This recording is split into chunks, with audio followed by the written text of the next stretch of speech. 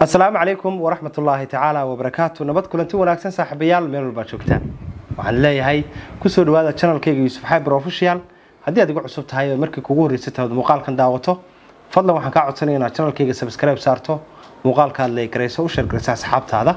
Saaxiibada aan degalka saaxiibka ku ahayn, yaan muddo dheer kala maqnayn, waan uga mahad celinayaa. Sidii wanaagsaneed ee channel-kayga ugu sii xidhnaayeen, welina degalkan aanu saaxiibada ku nahay igu sii joogaan. waxay ahayd muddo hore markii aan joojiyay inaan muuqaalka soo geliyo maadaama aan ku maqnaa wadanka Hindiya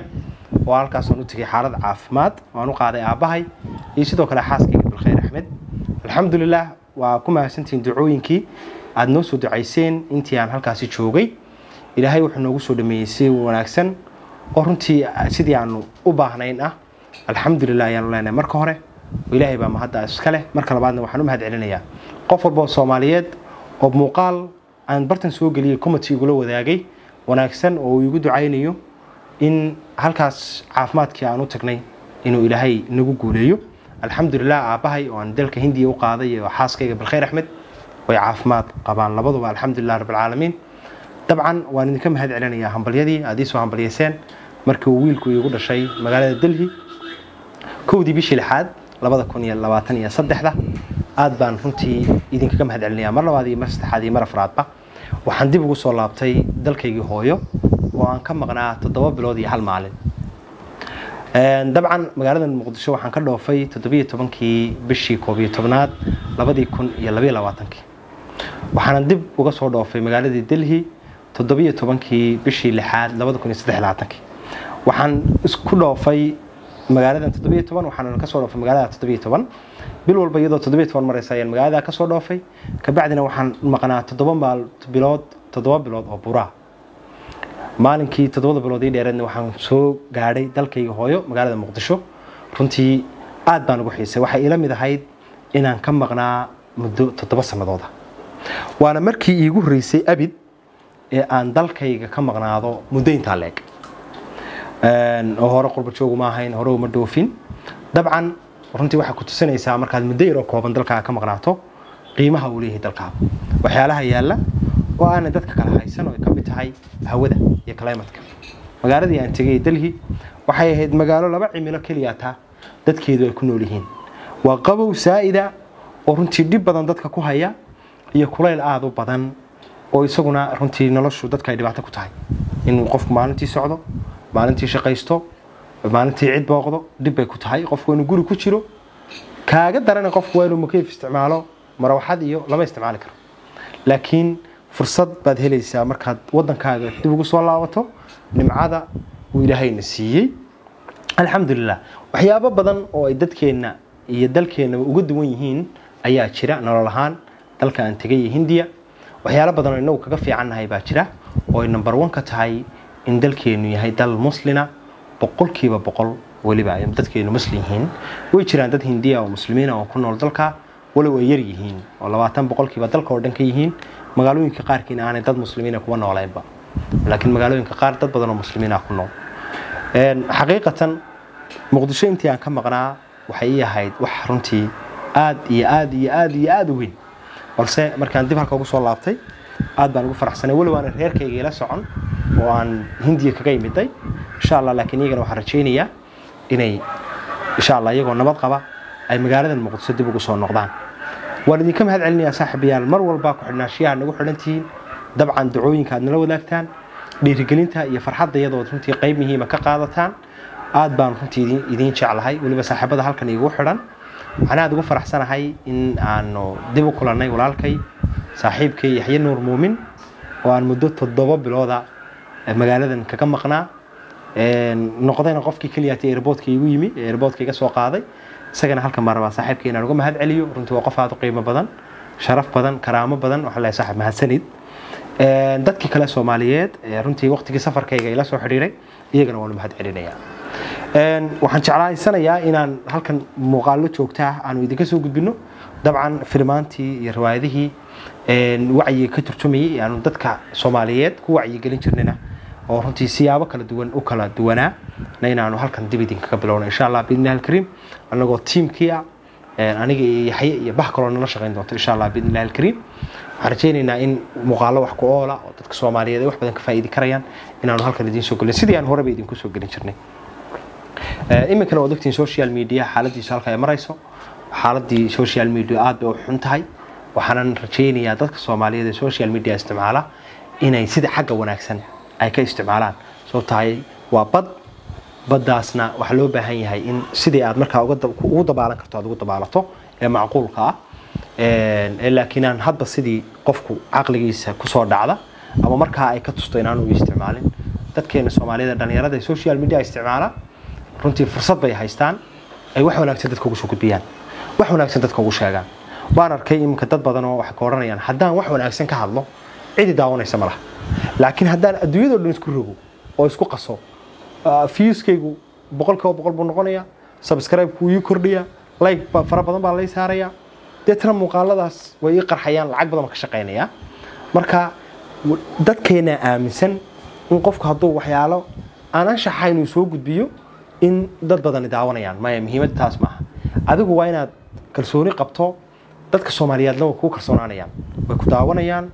wax badan bay ka faa'iidayaan talooyin baa lagu siinayaa haddii shalay 30 kun oo qof ku daawan jirtay bari 10 kun oo qof baa ku daawanaya haddii 20 kun ku daawan jirtay ka badan baa ku sii daawanaya haddii kun qof ku daawato oo Soomaaliyeed oo wax wanaagsan soo gudbiso macna weyn bay kunkaasi ku sameynaysaa oo runtii waxa aad gudbinayso iyo dadka ku daawaday adigana way ku dhiirigelinayaan haddaad dadaasho oo sii wadana dadka Soomaaliyeed waxay noqonayaan kuwa channelka ku xidhan wax badan ka faa'iida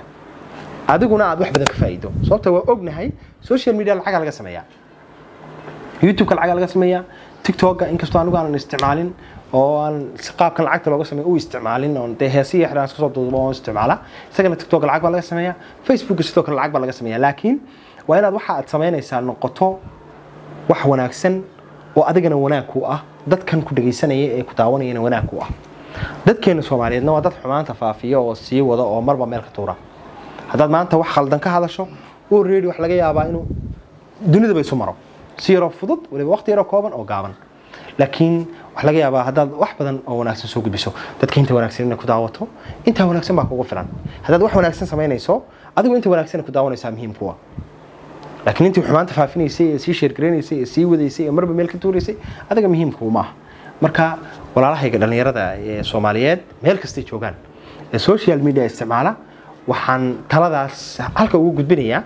inay dhanka wanaagsan u qaataan oo dhanka xumaanta loo qaado ma jiro qof aan magacaabay ama aan carabaabiyo laakiin waxaan jeclahay walaalahayga Soomaaliyeed ee dhalinyarada ee social media isticmaala inay u isticmaalaan dariiq wanaagsan waliba ka saxda